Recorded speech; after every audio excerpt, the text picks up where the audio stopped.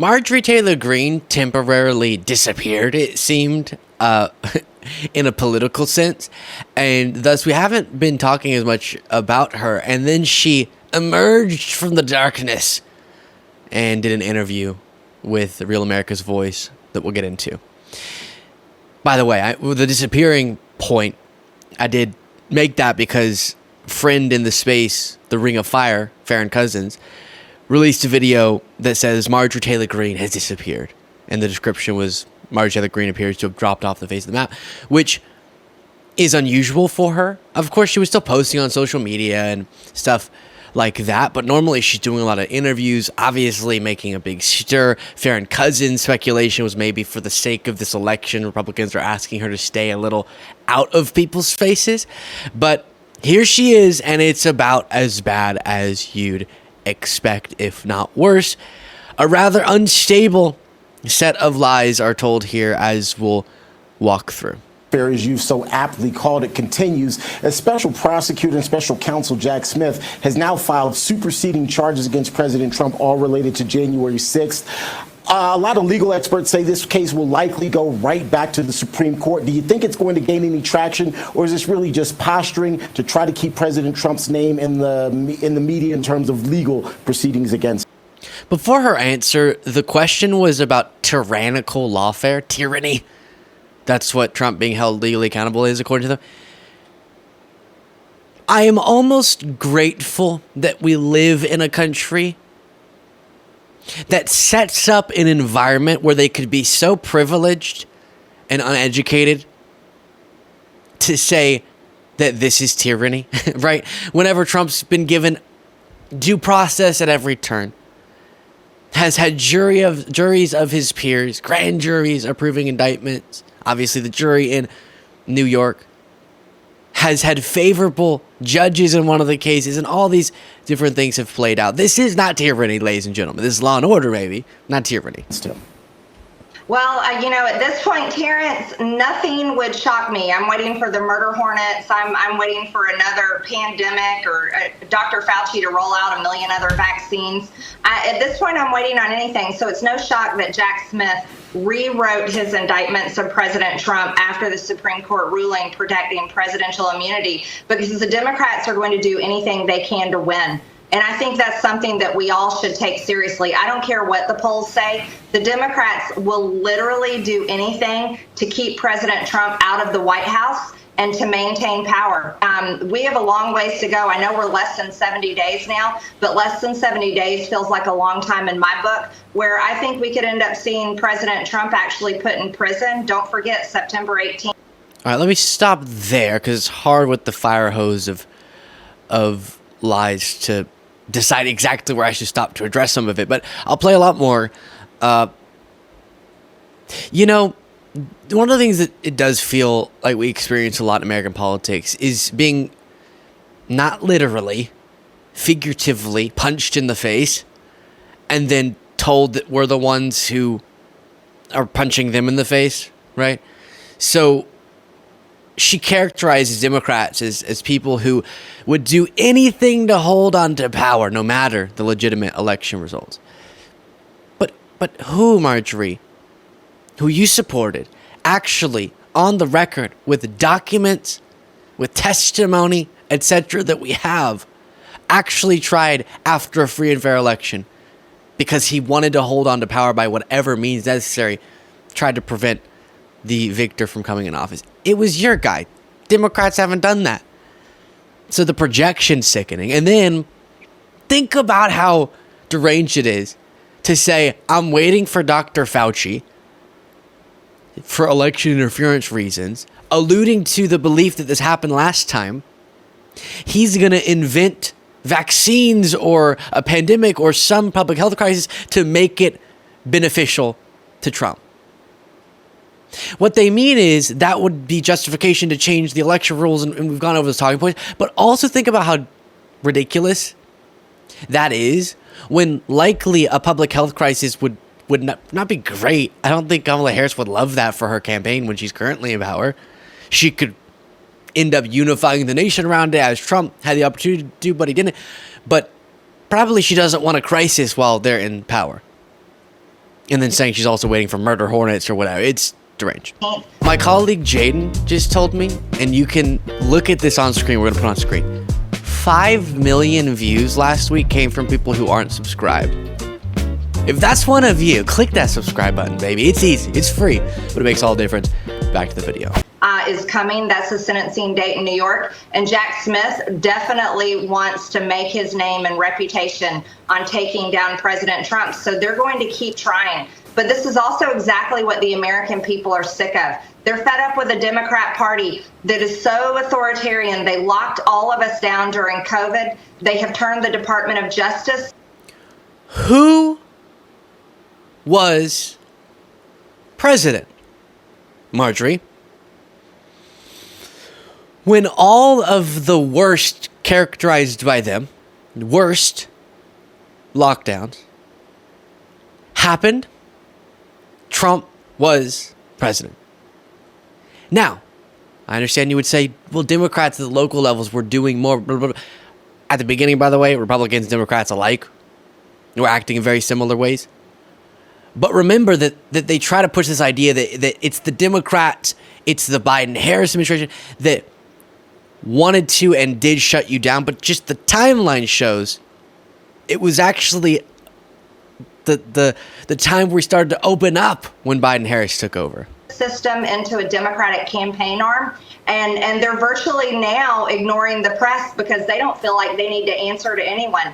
So I'm one of those that's skeptic. I also expect any kind of election fraud that they could pull off, and I am pushing really hard for the SAVE Act with our September 30th government funding deadline, because I don't trust the Speaker of the House. He'll make those deals with Democrats and not push hard for the very bill that we need signed into law.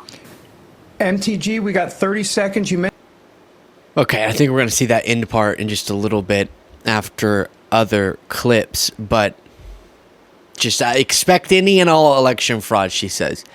You know what's really scary? Let me see. I think I've just had this in my tabs for a while. So yeah, here, Rolling Stone reported these swing state election officials are pro-Trump election deniers, and it goes through how a part of what could happen and what some election officials who are MAGA seem ready to do is, in the name of new election lies that they'll tell, in their roles as election officials, tried to obstruct the lawful electoral proceedings, tried to prevent a Harris win through the power that they have.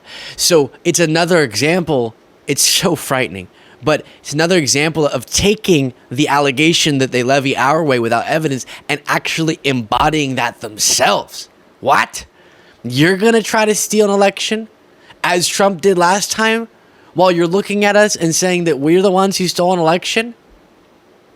Yes, I'm going to use the term. It's gaslighting like crazy. It is projecting. It's punching us and getting mad at us for punching them. It doesn't make any sense. 30 seconds or so. Well, I've been telling the Trump campaign, I've been telling everyone in Washington. And actually, I think, no, that is the right one. Okay, here we go. Ever since I came into Congress, Georgia's #1 on the Democrats list. And I know it for a fact because I'm from Georgia and I'm connected all over the state of Georgia. And here's what I can tell you for sure. There's been a lot of people moved to Georgia over the past couple of years, David, and those are Democrat voters.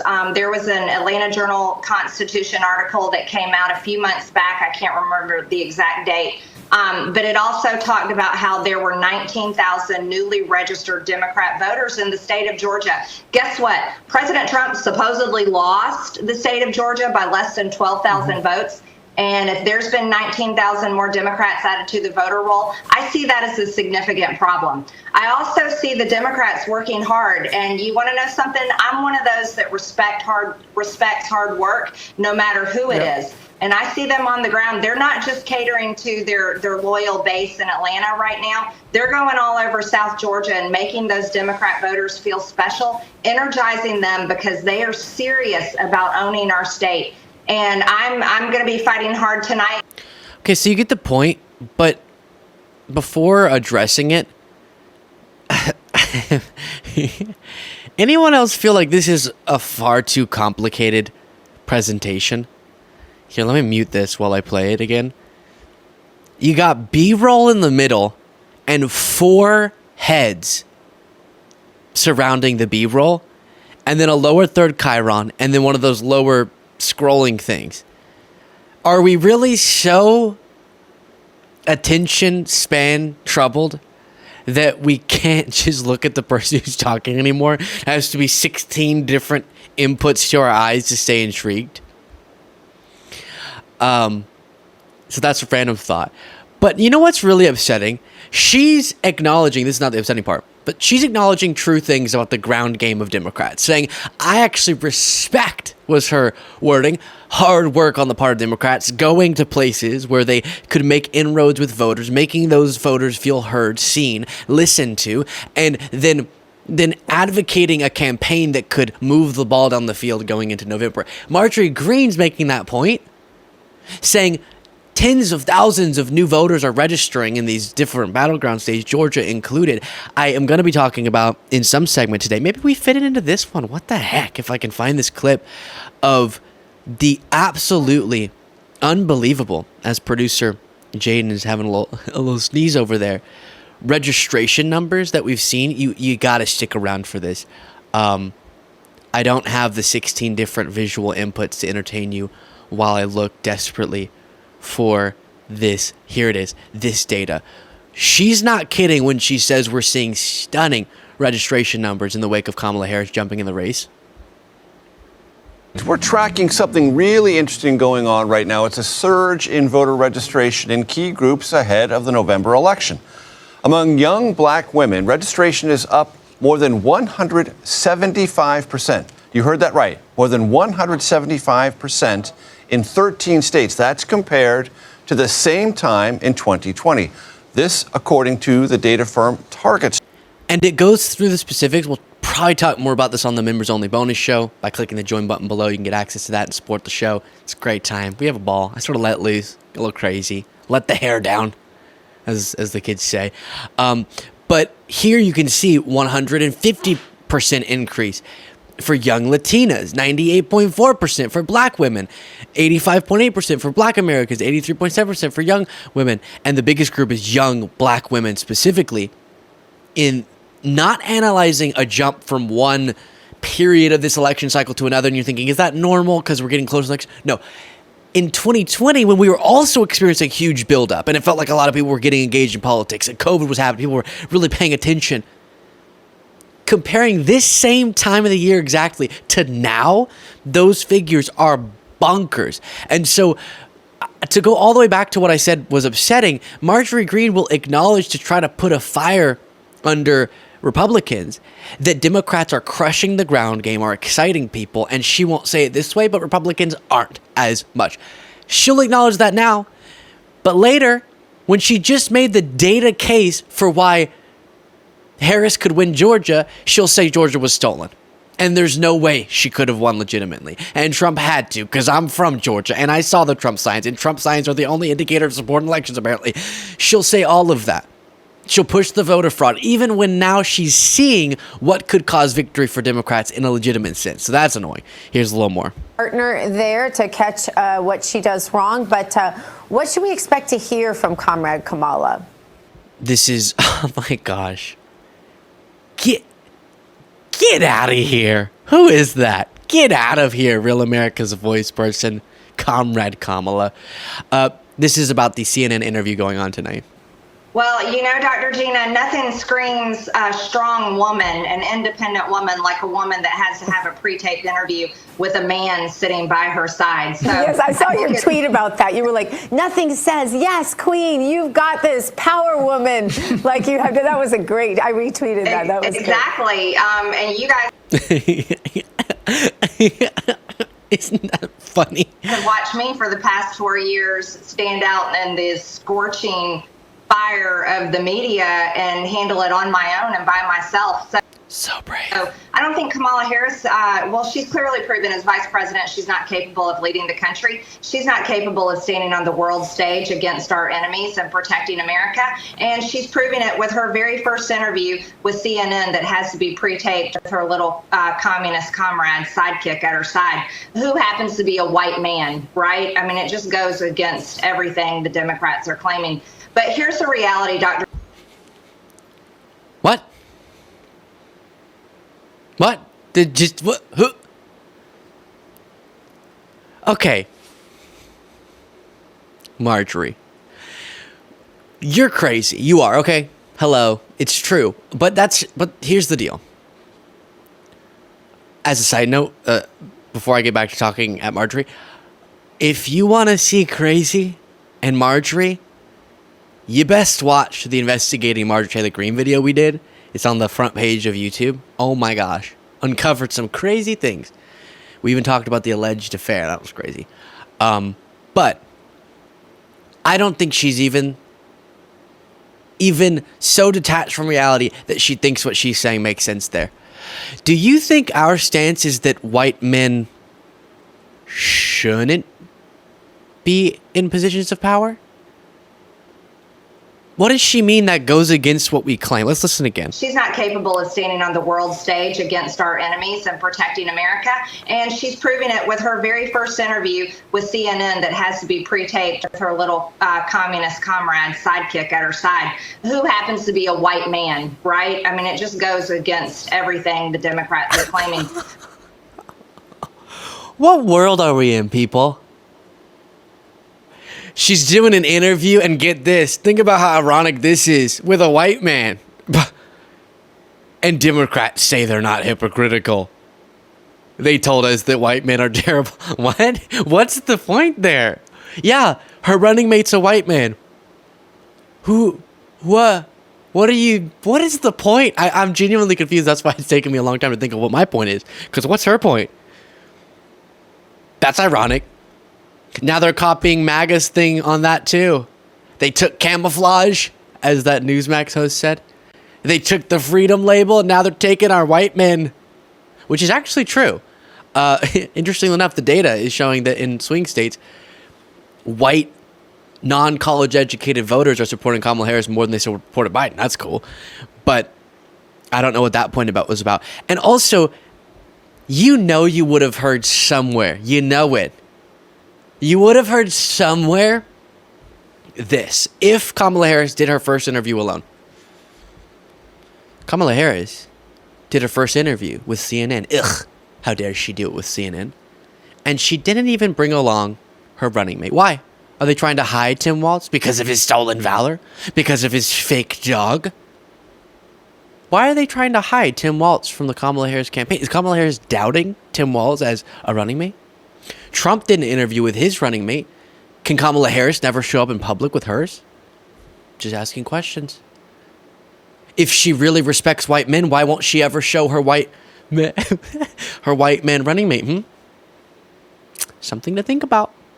That would be the thing if she did a solo interview, because it's her first big interview. As my audio pack thing is falling.